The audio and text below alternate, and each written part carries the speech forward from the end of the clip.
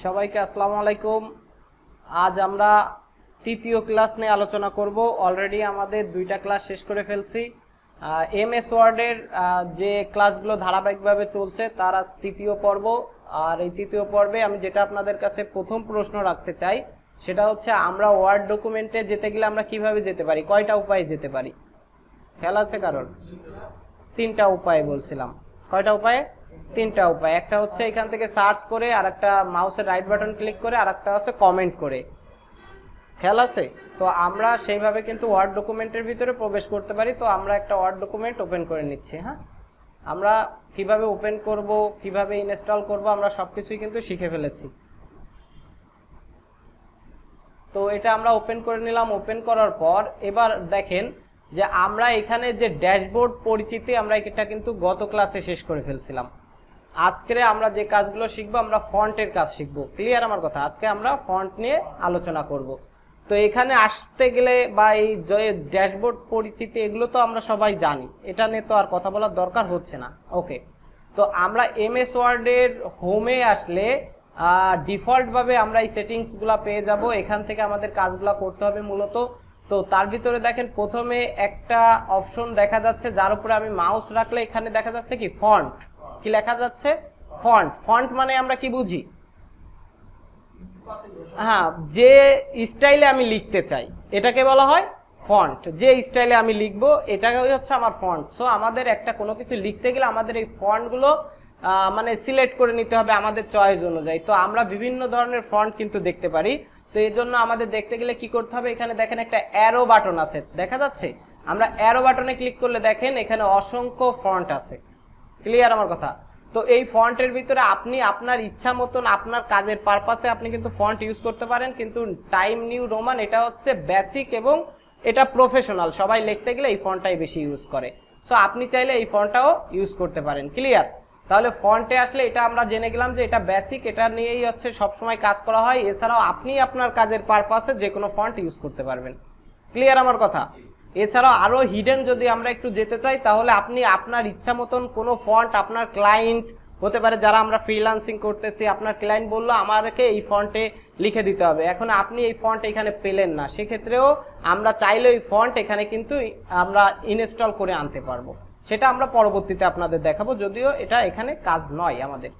ওকে, তো আমরা ফন্টটা সিলেক্ট করে দিয়ে আমরা যদি এখানে কিছু লিখি, যেমন আমরা ওয়ার্ড নিয়ে কাজ করতেছি, আমরা ওয়ার্ড লিখলাম। ওকে, ওয়ার্ড লেখার পরে এমএস ওয়ার্ড দিই, তাহলে বুঝতে সুবিধা হবে। আমরা এমএস ওয়ার্ড যেহেতু শিখতেছি, এমএস ওয়ার্ড দিয়ে ইন্টার দিলাম। দেওয়ার পরে দেখেন এই একটা লেখা আসছে। ওকে, এখন একটা কথা আমি একটু বলে রাখি, পুরোটা আমরা যে বিষয়টা নিয়ে কাজ করতে যাব, মানে যে লেখাটা নিয়ে আমরা কাজ করব, সেই লেখাটা আগে সিলেক্ট করতে হবে। ক্লিয়ার আমার কথা? আগেই সিলেক্ট করতে হবে। ক্লিয়ার? আপনি যে লেখা নিয়ে কাজ করতে চান, দেখা গেল আমরা একটু নিচে আসি, নিচে আসতে গেলে কি করতে হবে, ইন্টার ক্লিক করতে হবে কিবোর্ড থেকে। ওকে, ধরেন আমি এখানে দিলাম তহিদুল, এখানে দিলাম রাতুল, এখানে দিলাম হচ্ছে কি বলবো, কার নাম দেওয়া যায়, জাকির ভাইয়ের নাম দিলাম। ওকে, জাকির ভাই, হ্যাঁ ভাই লিখলামই আমরা। এখন আমরা চাচ্ছি যে কাজ করবে এখানে জাকির ভাইকে নিয়ে, তার মানে আমার প্রশ্নটা বা আমার অ্যান্সারটা যেটা, সেটা হচ্ছে আমরা যেটা নিয়ে কাজ করব সেটা আগে সিলেক্ট করতে হবে। কি করতে হবে? সিলেক্ট করতে হবে। হতে পারে এরকম অনেক লেখা, তার ভিতরে আপনি যে লেখাটা নিয়ে কাজ করবেন ওইটাকে সিলেক্ট করতে গেলে কি করতে হবে, মাউসের রাইট বাটন ক্লিক করে চেপে ধরে জাস্ট টান দিলেই এটা সিলেক্ট হয়ে যাবে। কি বলছি? ক্লিয়ার? আমরা শুধু এটা সিলেক্ট করতে চাই বলে এটাকে আমরা জাস্ট চেপে ধরে মাউসটা টান দিলাম, সিলেক্ট হয়ে গেল। এবার আমরা যা কাজ করব এটার উপরে কিন্তু করতে পারবো। ক্লিয়ার আমার কথা? ওকে, এখন আসেন আমি চাই এখানে পুরোটাকে সিলেক্ট করতে, তাহলে এটা করতে গেলে আমি এই পুরোটাকেই কিন্তু এভাবে টেনে সিলেক্ট করে নিতে পারি। অথবা আপনি এই ডকুমেন্টের ভিতরে যে কয়টা ওয়ার্ড আছে, যে কয়টা লাইন আছে, আপনি সবগুলোকে একসাথে সিলেক্ট করতে চান, এক্ষেত্রে কি করতে পারবেন, আমরা একটা শর্টকাট ইউজ করব। এই শর্টকাটগুলো আপনারা লিখে রাখবেন। এটা হচ্ছে কি কন্ট্রোল এ, কিসে ক্লিক করব, কন্ট্রোল এ তে ক্লিক করলে আমার দেখেন পুরোটা সিলেক্ট হয়ে গেছে। ক্লিয়ার ভাই? তাহলে কি বুঝতে পারছেন আমার প্রথম কথা, আমরা যে কোনো লেখাকে যদি সিলেক্ট করতে চাই আমরা চেপে ধরে সিলেক্ট করতে পারি, আর যদি সব লেখাকে একসাথে সিলেক্ট করতে চাই তাহলে কন্ট্রোল এ, এটা মনে যেন থাকে। ওকে, আচ্ছা, তাহলে আমাদের এটা আমরা কেটে দিলাম, আমরা এটা কেটে দিব, দেখেন এটা কেটে দিছি। এবার কথা হচ্ছে পরবর্তী স্টেপে দেখেন আমরা 11 দেখতেছি, এটাকে বলা হয় ফন্ট সাইজ। কি বলা হয়? Font size. এখন আপনি একটা প্যারাগ্রাফ লিখতেছেন যে বাংলাদেশ নিয়ে একটা ফন্ট লিখতেছেন, ওই সরি একটা প্যারাগ্রাফ লিখতেছেন, বা আমরা বললাম এমএস ওয়ার্ড নিয়ে একটা প্যারাগ্রাফ লিখতেছেন। এখন আপনি এমএস ওয়ার্ড নিয়ে প্যারাগ্রাফ লিখতে গেলে আমরা কিন্তু যেটা মূল টাইটেল সেটা আমরা কি একটু বড় করে লিখি না? তার মানে ওর কি সাইজটা একটু বাড়াই দিই। তার মানে আপনার প্রয়োজন অনুযায়ী আপনি যদি কোনো ওয়ার্ডকে বড় ছোট করতে চান আপনি সেটাও করতে পারবেন। সেটা করতে গেলে আমাদের কাজ কোথায়? আমরা এই ফন্ট সাইজ থেকে কাজগুলো করতে পারবো। কিন্তু কথা এখন আমার ওই প্রথমে চলে গেল, এখন আমরা যদি এখানে এভাবে ক্লিক করি বা এইভাবে লিখি, আমাদের কি এই লেখাটা কি বড় হচ্ছে? দেখেন তো আমি যে 22-24 দিলাম, রাইট। আমাদের কি কাজ করতে হবে? সিলেক্ট করতে হবে। আমি কিন্তু এটা ক্লিয়ার করে দিচ্ছি, আমাদের যে কাজ করতে হবে সেটা আগে সিলেক্ট করে নেব। নেওয়ার পরে এরপরে আপনি যদি বাড়ান কমান, দেখেন বড় হয়ে গেল, দেখছেন? তার মানে আমাদের যে কাজটাই করতে হবে সেটা আগে সিলেক্ট করে নেব, দেন এরপরে বাড়াবো। তাহলে আপনার যে যদি ইনক্রিজ করার দরকার হয় আপনি তাহলে এইভাবে কাজ করবেন। ক্লিয়ার সবাই? আচ্ছা, তাহলে আমাদের এটা শেষ হয়ে গেল। এবার কথা হচ্ছে আমরা এই লেখাটাকে সিলেক্ট করে আমরা কপি করব। আমাদের প্রয়োজন হতে পারে যে একটা লেখা 2-3 বার আমাদের কাজের জন্য প্রয়োজন হতে পারে, তাহলে আমরা কি করতে পারি? ওটাকে কপি করতে পারি। তো কপি করতে গেলে আমাদের করতে হবে কি, আগে সিলেক্ট করে নেব। নেওয়ার পরে দেখেন এই যে বাম সাইডে আসলে আমরা 3টা ফরম্যাট পাচ্ছি, কপি, কাট, কপি। ওকে, তো আমরা এইগুলো দিয়ে আমরা এই কাটের উপর যদি ক্লিক করি তাহলে দেখেন আমাদের টোটাল লেখাটা হারাই গেছে। তার মানে কাট মানে হচ্ছে আপনি যে লেখাটা আপনি কপির মতনই করছেন কিন্তু ওই লেখাটা আর থাকবে না। কি বলছি বোঝা গেছে? ওইটা আর থাকবে না। সেটা করতে গেলে আমরা কি করব? কাট করব, টোটালি কেটে নিয়ে আসবো। কাট মানে তো আমরা বুঝি কাটা, তার মানে আমরা টোটালি কেটে নিয়ে আসবো এটাকে। ওকে, এবার এটাকে পেস্ট করতে গেলে আমরা দেখেন এই যে সাইটে পেস্ট নামের একটা অপশন দেখতে পাচ্ছেন বাম সাইডে, আমরা পেস্টের উপরে যদি ক্লিক করি তাহলে এটা কিন্তু পেস্ট হয়ে যাবে। অথবা আমরা কিবোর্ড থেকে সহজে করতে পারি, সেটা হচ্ছে কি কন্ট্রোল ভি, মনে থাকবে এটা শর্টকাট লিখে নেন, কন্ট্রোল ভি, দেখেন কাট হয়ে গেছে, পেস্ট হয়ে গেছে। ওকে, এবার কথা হচ্ছে কি যে আমরা চাচ্ছি যে এইটাকে সিলেক্ট করলাম, এটাকে আমরা কাটবো না, আমরা জাস্ট কপি করবো, একই লেখা রাখবো। তো আমি এটাকে ডিলিট করে দিই, তাহলে বুঝতে সুবিধা হবে। আমি এই লেখাটাকেই রাখতে চাই, সেক্ষেত্রে আমরা কি করব? কপি করলাম। কপি করার পরে আমরা এইখানে দেখেন এটা কিন্তু সিলেক্ট রয়েছে। এখন আমরা যদি এরপরেই পেস্ট করি তাহলে কিন্তু হবে না। আমরা করব কি, বাইরে ক্লিক করার পরে আমরা চাই এর নিচে বসাইতে, তাহলে আমরা ইন্টার করলাম। ইন্টার করার পরে আমরা চাইলে এখান থেকে ডাইরেক্ট পেস্ট করতে পারি, আবার কোন জায়গা থেকে পেস্ট করতে পারি, কন্ট্রোল পেস্ট করতে গেলে কন্ট্রোল ভি, কন্ট্রোল ভি। ওকে, তাহলে এইভাবে আমরা কিন্তু পেস্ট করতে পারি। ক্লিয়ার আমার কথা? তাহলে কন্ট্রোল ভি দিয়ে আমরা পেস্ট করব। তাহলে আমরা বুঝলাম কাট, কপি, পেস্ট, এই কাজগুলো কি বুঝতে পারছেন? আমরা চাইলে এইভাবে করতে পারি, আবার আমরা চাইলে শর্টকাটেও করতে পারি। ওকে, তাই শর্টকাটগুলো আপনারা লিখে নেবেন। এরপরে নিচে চলে আসেন, নিচে আসার পরে দেখেন প্রথমে আছে বি, বিতে বলা হয় কি, বোল্ড। কি বলা হয়? বোল্ড। তাহলে আমাদের যে কথা অনুযায়ী আমরা যেটাকে কাজ করব সেটাকে আগে সিলেক্ট করতে হবে। তাহলে আমরা প্রথমটার কাজ করতে চাই, এই জন্য প্রথমটাকে সিলেক্ট করে নিয়ে বোল্ডের উপরে ক্লিক করলে দেখেন মুটা হয়ে গেছে। তার মানে বোল্ড বলতে কি বোঝায়? ওই জিনিসটাকে বোল্ড করে দেখানো।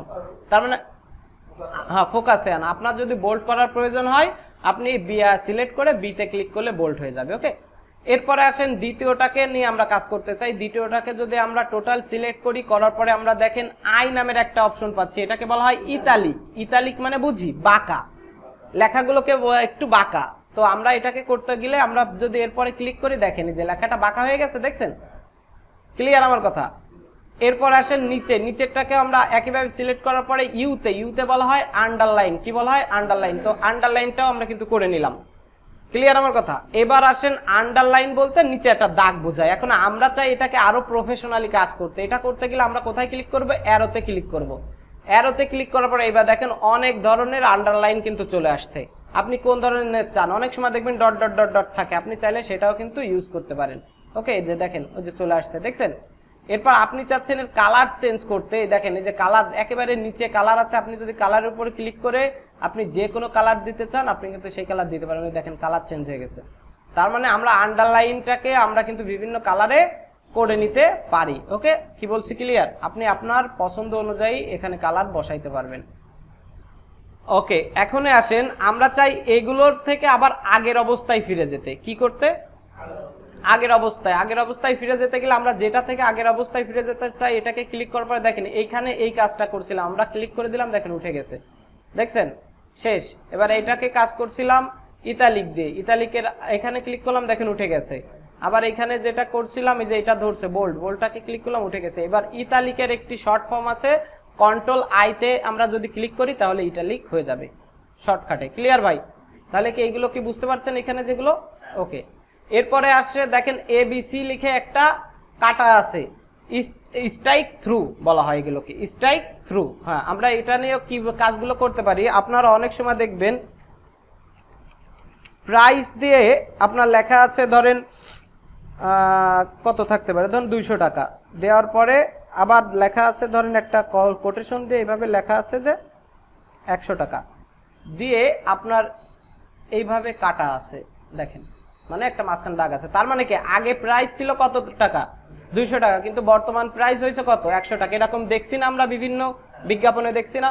তার মানে আপনি যদি কোনো জিনিসকে কেটে ওইটার যদি সঠিক কারেকশন করতে চান সেক্ষেত্রে আপনারা স্ট্রাইক থ্রু ইউজ করতে পারবেন।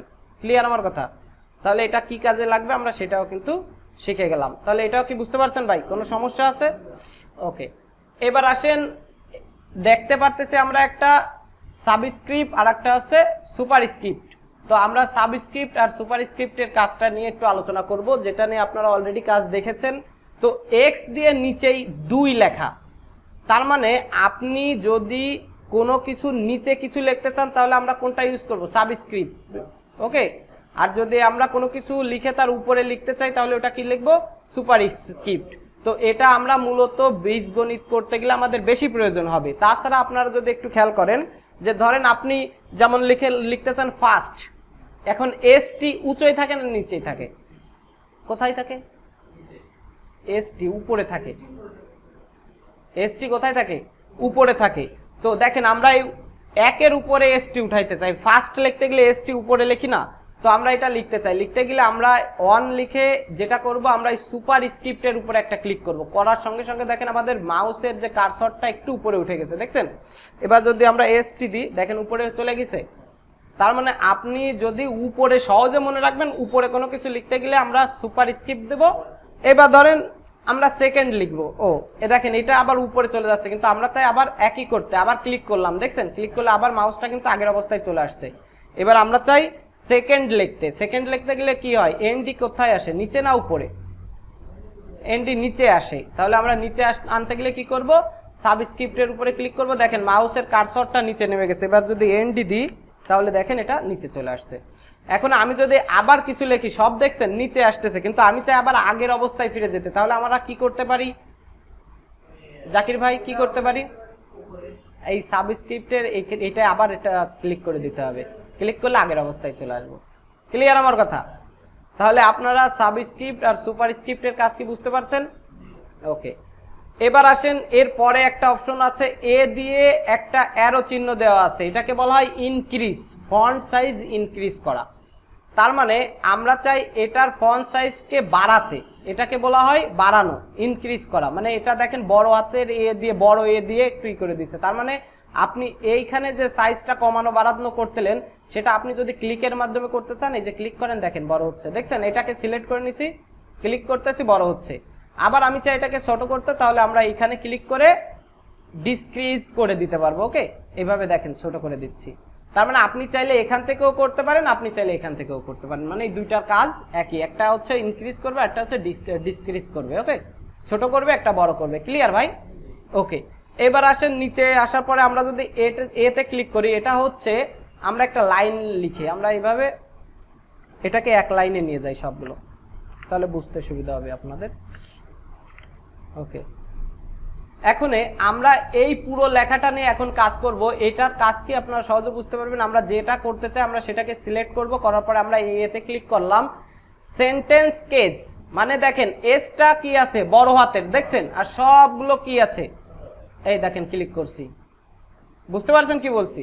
আপনার প্রয়োজন অনুযায়ী আপনি এখানে এমটা বড় রাখছেন আর সবগুলো ছোট করছেন, আপনি কিন্তু করতে পারছেন। আবার আমরা চাই আরো কাজ করতে, আবার সিলেক্ট করলাম, দেখেন লোয়ার কেস, মানে কি সবগুলো কি হয়ে যাবে? লোয়ার বলতে ছোট হয়ে যাবে, ক্লিক করলাম, ছোট হয়ে গেছে। আবার দিলাম আপার কেস, আপার কেস বলতে কি বোঝায়? বড়, সবগুলো বড় হাতের হবে, আমরা বড় হাতের করলাম, দেখছেন? এরপর আপনি চান ক্যাপিটাল ইচ ওয়ার্ড, মানে প্রতিটা ওয়ার্ডের প্রথমটা হবে কি ক্যাপিটাল বড় হাতের। দেখেন আমি এটা ক্লিক করে দিলাম, দেখেন প্রতিটা ওয়ার্ডের প্রথম অক্ষর বড় হাতের হয়ে গেছে। এরপরে আপনি চান প্রথমটা ছোট আর সবগুলো এরকম লেখা বড়, মানে প্রথমটা ছোট হবে সবগুলো বড় হবে, আবার প্রথমটা ছোট হবে সবগুলো বড় হবে প্রতিটা ওয়ার্ডের। তো আমরা ক্লিক করলাম, দেখেন প্রতিটা ওয়ার্ডের একটা ছোট, পরেরগুলো বড়। তার মানে আপনি আপনার কাজ অনুযায়ী যদি সেভাবে করতে চান আপনি এটা করতে পারেন। এরপরে দেখেন রাবার নামের একটা অপশন আছে, মানে আগের অবস্থানে ফিরে যেতে আপনি কিন্তু এটা করতে পারেন। এটা যেটা আমরা এমএস মানে 2007-এ আমরা কিন্তু এটা পাবো না। আমি এই জন্য বলছি আপডেটগুলো ইউজ করলে আপনারা ম্যাক্সিমাম জিনিস নতুন নতুন পাবেন, যেগুলো আমাদের 2007-এ নাই। কিন্তু ওইটা আবার ফ্রেন্ডলি, ইউজ করতে অনেকেই সহজে ইউজ করতে পারে। ওকে, এরপরে আসেন এ দিয়ে একটা অপশন দেখাচ্ছে ইফেক্ট। এটাকে বলা হয় কি ইফেক্ট দেওয়া। যেমন এখানে আপনি প্রফেশনালি ইফেক্ট ইউজ করতে পারবেন। আপনি যদি এই অ্যারোতে ক্লিক করেন, আচ্ছা আমরা একটা নিয়ে তারপর বোঝা যাবে।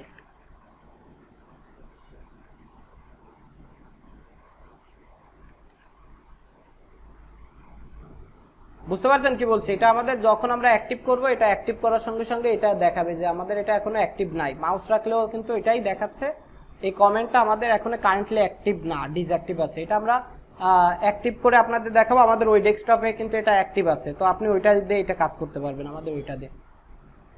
ওকে, এরপরে আসেন এ বি, তারপরে একটা কালার একটা দেওয়া রয়েছে, তার মানে এটাকে বলা হয় ব্যাকগ্রাউন্ড কালার। কি বলা হয়? Background colour. তার মানে আমরা যদি কোনো লেখার ব্যাকগ্রাউন্ডে কিছু কালার নিতে চাই আমরা সেটা নিতে পারবো। তো দেখেন আমাদের এইটা কি পুরো একটা সেন্টেন্স, এর নিচে কি কালার আছে? এখন সাদা কালার, এটাকে বলা হয় ব্যাকগ্রাউন্ড। যে কালারটা আছে এটাকে বলা হয় সাদা কালারটা হচ্ছে ব্যাকগ্রাউন্ড। আমরা যদি এই কালারটা চেঞ্জ করে দিতে চাই, দেখেন পুরো লেখাটার ব্যাকগ্রাউন্ড কিন্তু চেঞ্জ হয়ে গেছে। সো আপনি যদি কোনো লেখার ব্যাকগ্রাউন্ড চেঞ্জ করতে চান তাহলে আপনি এই এ বি তারপরে একটা দাগ দিয়ে, দেখেন একটা পেন্সিলের মতন আইকন দেওয়া আছে, টেক্সট হাইলাইট কালার বলা হয় একে। কি বলছি ক্লিয়ার? সো আপনি এটা দিয়ে ব্যাকগ্রাউন্ডের যত কালার আছে এগুলো করতে পারবেন। ওকে, এরপরে আসেন শুধু এ দিয়ে, এটাকে বলা হয় ফন্ট কালার। কি বলা হয়? Font colour. দেখেন আমরা কিন্তু তো নিচে দাগ দিয়েছি, নিচে কালার দিয়েছি, কিন্তু আমরা যদি চাই ফন্টের কালারগুলো কিন্তু চেঞ্জ করতে পারি। তাহলে আমাদের কাজ করতে গেলে আগে সিলেক্ট করতে হবে, দেন আমরা যদি এখানে চাই যে কোনো কালার দিতে আমরা কিন্তু সেই কালার দিতে পারবো। দেখেন কালার চেঞ্জ হয়েছে। আপনি যদি চান অন্য কোনো কালার দিতে, আরো কালার, সে দেখেন লাল দিলাম, তাহলে বুঝতে সুবিধা হচ্ছে, দেখছেন? সো আমরা কিন্তু এইভাবে ওই কালারটাও কম্বিনেশন করে নিতে পারি। তো আজকের আপনাদের ক্লাসটা শুধু এই ফন্টের উপরে রাখা হয়েছে। আশা করি আপনারা ফন্টের টোটাল কাজটা ভালোভাবে বুঝতে পারছেন নাকি ভাই? সমস্যা আছে কোনো? কোথাও বুঝতে সমস্যা থাকলে আমাদের বলবেন, আমরা রয়েছি। আবার আমরা আপনাদের দেখিয়ে দেব। আজকের এই ফন্ট থাকলো, পরের দিন আমরা প্যারাগ্রাফ নিয়ে কাজ করব। তো আবারও বলতেছি, কারো কোনো সমস্যা? ওকে, তাহলে আজকের টিউটোরিয়ালটা এই পর্যন্তই। আজকের কোর্সটা আপনাদের কেমন লাগলো অবশ্যই কমেন্ট করে জানাবেন, এবং আমাদেরকে লাইক কমেন্ট সাবস্ক্রাইব করে আমাদের পাশে থাকবেন। নতুন নতুন ভিডিও আপলোড যাতে আমরা করতে পারি এবং আমাদের মন থেকে চাই, সেজন্য সবাইকে আবারও ডিজিটাল ডাইনামিক ইনস্টিটিউটের পক্ষ থেকে আন্তরিক শুভেচ্ছা, অভিনন্দন ও সালাম জানিয়ে আজকের টিউটোরিয়ালটি এখানেই শেষ করছি। আসসালামু আলাইকুম।